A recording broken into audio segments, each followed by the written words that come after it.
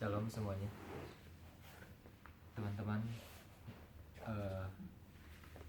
Di pagi hari ini kita akan membaca dari Yohanes 3 ayat 1 sampai 21. Firman ini tentang Nikodemus, yang seorang Farisi. Dia nanya ke Tuhan tentang beberapa hal gitu, karena kita tahu di sini judul perikopnya percakapan dengan Nikodemus. Nikodemus adalah orang Farisi.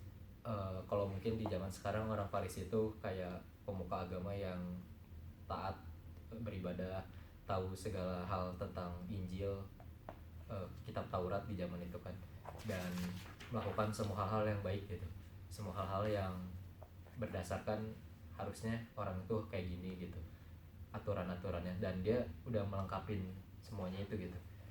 Dia ngasih sedekah juga gitu kan, istilahnya ke orang-orang di zamannya, ngasih Nikodemus. Dia orang yang murah hati, tapi walaupun sebaik-baiknya orang kayak Nikodemus, tetap aja di mata Tuhan dia nggak bisa masuk ke dalam kerajaan surga gitu, karena Tuhan sendiri bilang di Yohanes 3 ini, di percakapan ini. Mari kita baca biar kita lebih tahu. Yohanes 3 ayat 1. Adalah seorang Farisi yang bernama Nikodemus, seorang pemimpin agama Yahudi. Ia datang pada waktu malam kepada Yesus dan berkata, "Rabi, kami tahu bahwa engkau datang sebagai guru yang diutus Allah, sebab tidak ada seorang pun yang dapat mengadakan tanda-tanda yang engkau adakan itu, jika Allah tidak menyertainya." Ayat 3, Yesus menjawab, katanya, "Aku berkata kepadamu, sesungguhnya jika seseorang tidak dilahirkan kembali, ia tidak dapat melihat kerajaan Allah." Kata Nikodemus kepadanya, "Bagaimanakah mungkin seorang dilahirkan kalau ia sudah tua? Dapatkah ia masuk kembali ke dalam rahim ibunya dan dilahirkan lagi?" Jawab Yesus, "Aku berkata kepadamu, sesungguhnya jika seorang tidak dilahirkan dari air dan roh, ia tidak dapat masuk ke dalam kerajaan Allah. Apa yang dilahirkan dari daging adalah daging, dan apa yang dilahirkan dari roh adalah roh. Janganlah engkau heran, karena aku berkata kepadamu, kamu harus dilahirkan kembali. Angin bertiup kemana ia mau, dan engkau mendengar bunyinya, tetapi engkau tidak tahu dari mana ia datang atau kemana ia pergi. Demikianlah halnya dengan tiap-tiap orang yang lahir dari roh." Nikodemus menjawab, katanya, "Bagaimanakah mungkin hal itu terjadi?" Ayat ke-10, jawab Yesus, "Engkau adalah pengajar Israel, dan engkau tidak mengerti hal-hal itu?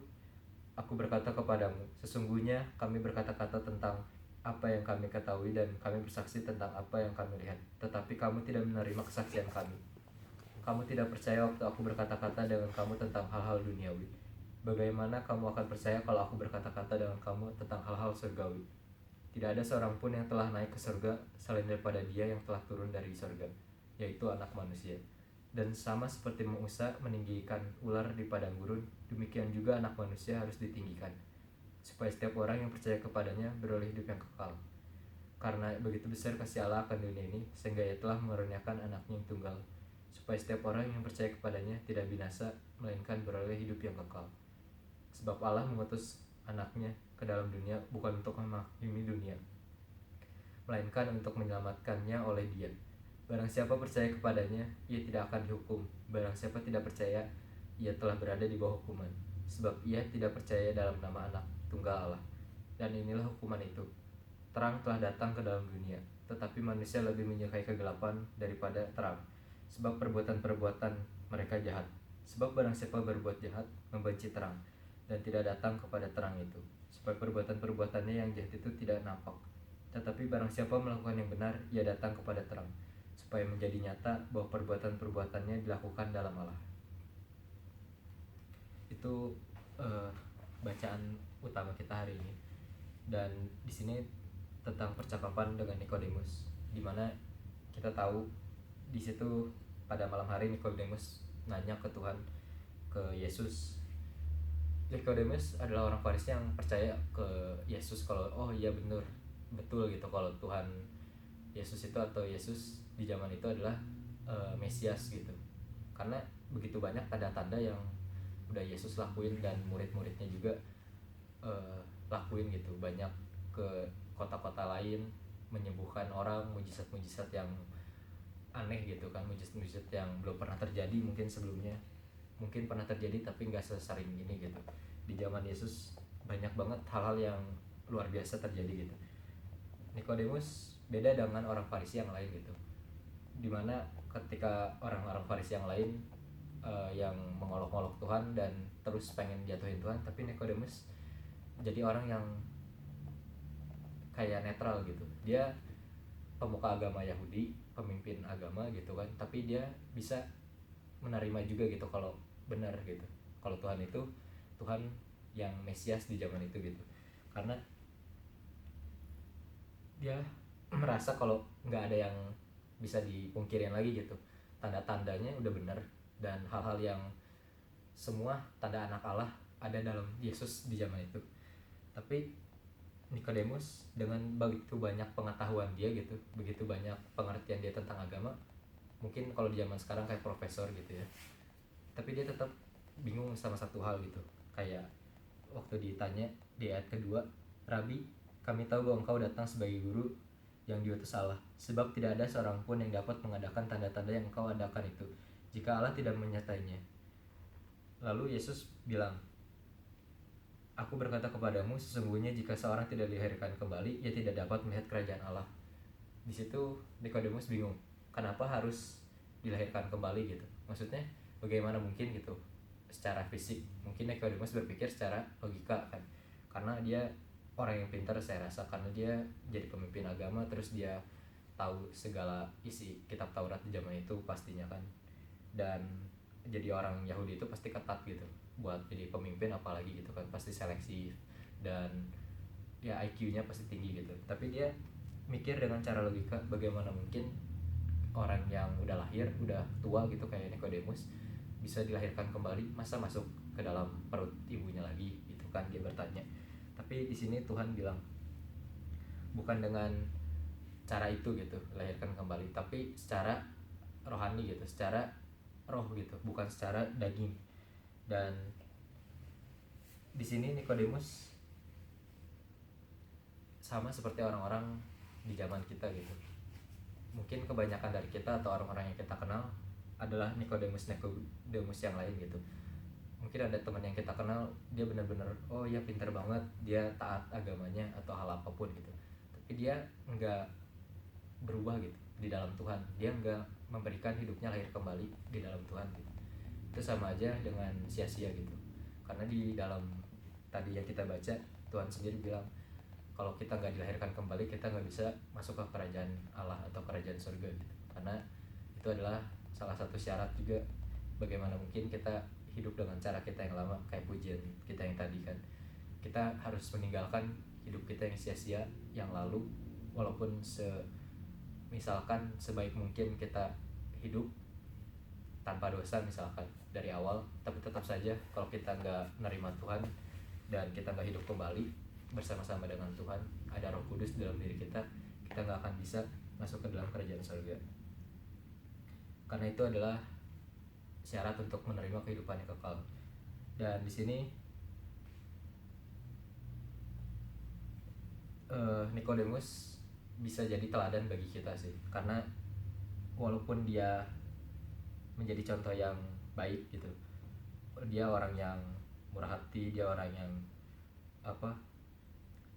baik, terus dia orang yang berpengetahuan banyak gitu, tapi dia menjadi contoh. Kenapa? Dia dengan hal-hal yang mungkin di atas rata-rata gitu kan, tapi dia mau merendahkan diri, dia mau akhirnya menerima pengertian Tuhan gitu.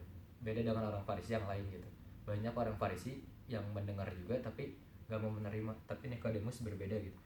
Dia bisa jadi teladan kita. Kenapa? Karena Roh Kudus masuk ke dalam dia, akhirnya Nikodemus oh iya sadar gitu kalau dia tuh harusnya hidup baru gitu, hidup lahir dengan Tuhan Yesus, dengan Roh Kudus di dalam diri dia. Dan di sini Nikodemus di Perjanjian Baru jadi sebuah ikon yang lumayan penting perannya sih, walaupun sedikit disebutinnya. Tapi kalau kita baca lagi di Yohanes 7 ayat 50, Yohanes 7 ayat 50,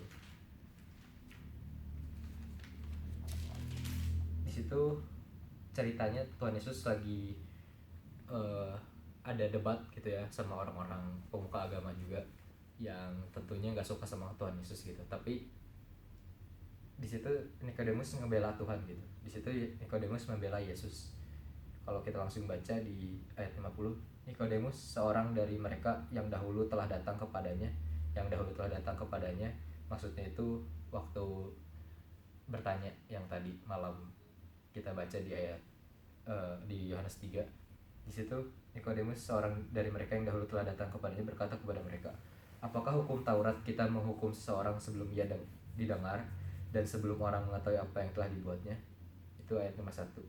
Kalau kita baca di ayat sebelumnya, kita boleh baca sendiri. Di situ Tuhan Yesus kayak lagi diserang gitu kan, kayak hukum gitu kan, ayo bawa dia gitu kan, kayak buat diadilin gitu. Tapi di situ nggak ada yang berani buat mendekati Tuhan gitu kan, buat ngadilin Tuhan. Dan di situ kan ada Nikodemus juga kejadiannya. Nikodemus muncul gitu terus bilang kayak pengetahuan dia kan tentang kitab Taurat tadi. Di kitab Taurat kan di masa itu tadi, apakah hukum Taurat kita menghukum seseorang sebelum dia didengar dan sebelum orang mengetahui apa yang telah diperbuatnya? Dan di situ kita lihat dari Yohanes 3 tadi, Nikodemus yang awalnya biasa-biasa aja, nggak terlalu dekat ke Tuhan, tapi dia mau menerima pengajaran Tuhan, akhirnya diubahkan. Di Yohanes 7 dia membela Tuhan gitu. Dan yang lebih baiknya lagi, bahkan di Yohanes 19 ayat 39, kalau kita baca di Yohanes 19 ayat 39, di sini ceritanya tentang ketika Tuhan Yesus sudah meninggal di kayu salib. Dia kan mau dikuburkan, dia diturunin dari kayu salib dan mau dikubur ke gua kuburan batu gitu kan. Nikodemus menjadi satu orang yang di sini disebut ayat 39. Juga Nikodemus datang ke situ. Dialah yang mula-mula datang waktu malam kepada Yesus. Ia membawa campuran minyak mur dengan minyak gaharu, kira-kira 50 kati beratnya. Nah, kalau di sini kita lihat luar biasa juga gitu. Maksudnya Nikodemus yang nggak ada Tuhan sebelumnya, akhirnya dia mau membuka diri dan menerima perkataan Tuhan gitu. Dia diubahkan gitu, dan dia menjadi orang yang mengasihi Tuhan gitu, mengasihi Tuhan dengan begitu luar biasa menurut saya sih. Karena kalau yang saya cari sih 50 kati beratnya. Jadi kati itu sekitar 0,6 kg gitu. Jadi kalau 50 kali 0,6 kg kan sekitar 30 kg gitu. Jadi bawa minyak kewangian gitu kan, mur dan campuran gaharu buat mayat Tuhan Yesus gitu, buat kayak dibalur gitu. 30 kg minyak dibawa. Dan kalau saya cari lagi juga, kira-kira kan 1 liternya minyak itu yang gaharu ya, karena ini kan campuran berarti nggak full gaharu. 1 liternya itu sekitar 80 juta sampai 400 juta itu yang minyak 1 liternya. Tapi itu yang asli ya, dan pasti saya percaya di zaman itu pasti yang asli, karena orang-orang apalagi pemuka agama kayak dia pasti punya kekayaan yang cukup lah. Dan kalau dia bawa 30 kg, berarti kan 30 kg sama dengan 30 liter. 30 liter berarti bilang aja 400 juta kali 30, 12 miliar dia keluarin buat apa, mayat Tuhan Yesus gitu. Maksudnya buat persembahan terakhir. Ya, Nikodemus kayak memberikan segalanya gitu ketika dia udah berubah gitu. Dia menjadi followers of Christ gitu. Dia menjadi pengikut Tuhan gitu. Bukan hanya pengetahuan aja gitu. Awal mulanya kan dia tahu tentang kitab Taurat. Dia tahu ini, banyak pengetahuan yang dia tahu. Tapi ketika awal mulanya sebelum dia bertanya kepada Tuhan, dia cuma tahu Tuhan Yesus tuh banyak melakukan mujizat, Tuhan Yesus teh ini, Tuhan Yesus teh dia gini. Tapi ketika dia diubahkan sama Tuhan, dia jadi mengenal Tuhan Yesus gitu. Bukan tahu lagi, tapi dia mengenal. Dan itu yang mau saya dorong kita gitu. Apakah kita masih cuma tahu Tuhan Yesus aja, atau kita udah mengenal Tuhan Yesus gitu? Karena pengetahuan aja nggak cukup gitu. Pengetahuan akan Kristus kurang, tapi harusnya pengetahuan ditambahin dengan pengenalan akan Kristus gitu. Karena kita dekat dengan Tuhan bukan karena kita mau cuma tahu doang, tapi karena kita mau kenal dan akrab dan lebih dekat, karena itu inti dari hubungan. Dan kita tentunya mau seperti Tuhan gitu. Tuhan lebih dulu pengen punya hubungan sama kita, kita juga harus mau punya hubungan dengan Tuhan. Dan kalau kita baca di Kisah Para Rasul 4 ayat 12, Kisah Para Rasul 4 ayat 12, ini tentang keselamatan. Dan keselamatan tidak ada di dalam siapapun juga selain di dalam Dia, sebab di bawah kolong langit ini tidak ada nama lain yang diberikan kepada manusia yang olehnya kita dapat diselamatkan. Keselamatan datangnya dari Tuhan sendiri, dari Tuhan Yesus, dan Dia lah satu-satunya jalan gitu. Seperti Nikodemus tadi, yang dia awalnya nggak selamat harusnya ya, tapi karena dia memiliki action gitu ya, sikap-sikap yang akhirnya mau diubahkan gitu, ketika Tuhan bilang kayak kamu harus lahir baru dan begitulah caranya bisa masukin kerajaan Allah. Dia menerima itu gitu, dia mau buat lahir baru, dan keselamatan itu datang ke dalam diri dia gitu. Itulah kenapa hari ini saya bawain tentang Nikodemus, walaupun gak banyak disebutin di Alkitab, tapi Roh Kudus bekerja di dalam dia gitu, dan Roh Kudus membuat dia menjadi salah satu tokoh yang nggak terlalu banyak dibicarakan tapi punya andil cukup penting gitu dalam perjanjian baru. Apalagi tadi kita tahu di malam awal mula, di malam ketika Tuhan Yesus mayatnya dibaringkan, dia yang datang gitu buat memberikan persembahan kepada mayatnya Tuhan Yesus gitu. Kita baca juga di Roma 1 ayat 16.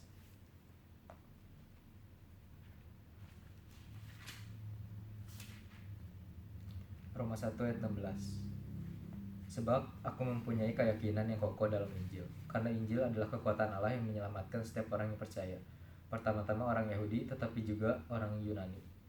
Ya, Injil adalah kekuatan Allah yang menyelamatkan gitu. Dari apa yang Tuhan omongin ke Nikodemus itu adalah Injil gitu. Dia ngomongin firman Tuhan gitu. Apa yang Tuhan keluarin itu dibicarakan adalah Injil gitu. Dan itu menyelamatkan Nikodemus sendiri gitu. Bahkan Nikodemus memang orang Yahudi gitu, tapi kita tahu ketika di zaman Paulus, Paulus memberitakan Injil ke orang-orang Yunani gitu kan. Jadi Injil itu atau keselamatan itu bukan hanya untuk orang di zaman Yahudi aja gitu, atau bangsa Israel, bangsa Yahudi, tapi juga buat orang-orang Yunani, bahkan seluruh dunia gitu. Itulah Injil gitu, itulah keselamatan. Ya, firman kita hanya sampai situ aja. Tapi sebelum kita tutup, kita percaya kalau Tuhan itu layak untuk dipuji dan disembah. Sama kayak di Mazmur 99, biar saya bacain. Di Mazmur 99 ayat 1 sampai 3 dan ayat 6. Tuhan itu raja, maka bangsa-bangsa gemetar. Ia duduk di atas kerub-kerub, maka bumi goyang. Tuhan itu maha besar di Sion, dan ia tinggi mengatasi segala bangsa. Biarlah mereka menyanyikan syukur bagi namamu yang besar dan dahsyat. Kuduslah ia. Ayat 6. Musa dan Harun di antara imam-imamnya, dan Samuel di antara orang-orang yang menyerukan namanya. Mereka berseru kepada Tuhan, dan ia menjawab mereka. Ayat 99 ini bicara tentang dua hal. Tentang Tuhan Yesus sebagai Tuhan yang luar biasa, Tuhan yang diagung-agungkan, Tuhan yang memang karakternya yang kita lihat dan segala hal yang terpancar dari dia adalah yang wow gitu. Makanya di ayat 1 dan 2 dan 3 tadi itu bicarain tentang Tuhan dulu, kayak Tuhanlah yang besar, Tuhanlah segalanya, Tuhanlah ini. Tapi di ayat 6 itu bicarain tentang Tuhan juga peduli tentang doa gitu. Dia peduli tentang doa, ada tentang doa yang dijawab, ada juga tentang doa sebagai hubungan gitu. Kadang kita berdoa kepada Tuhan, kebanyakan orang pasti buat meminta gitu kan. Tapi kita harus ingat juga kalau doa itu bukan tentang meminta aja gitu, tapi untuk dekat gitu sama Tuhan. Memang meminta boleh, tapi kita juga harus ingat kalau dibalik meminta pasti ada hubungan dulu gitu. Nggak bisa kan kita ke orang yang nggak kita kenal kita minta-minta seenaknya gitu kan. Pasti kita harus ada hubungan dulu seenggaknya. Kayak misalkan saya kenal sama saudara saya gitu, saya kenal sama dia kan, atau saya dekat sama dia, kalau saya mau meminta pun saya pasti masih bisa lah gitu. Kayak rada enak perasaannya gitu. Tapi kalau sama orang yang baru ketemu langsung minta, kadang kita sungkan, kadang kita merasa nggak enak.